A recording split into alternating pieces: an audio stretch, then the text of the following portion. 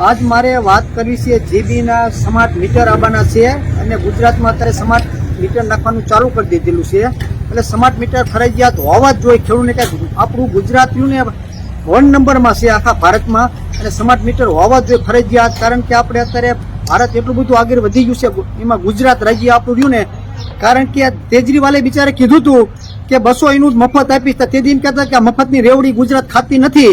તો અત્યારે smart meter નાખવા માંડ્યા છે, તો શું કામ તમે લાડુ પાડો છો? સ્માર્ટ મીટર સરકારને ફરજિયાત નાખવા જ પડે. અને જેને નાખવા ન દે ને એને કમિશન આપવાનું જ ના હોય. અને સરકારને શું કામ? કારણ કે ખેડૂતને ચોરી કરવી છે પાવરની.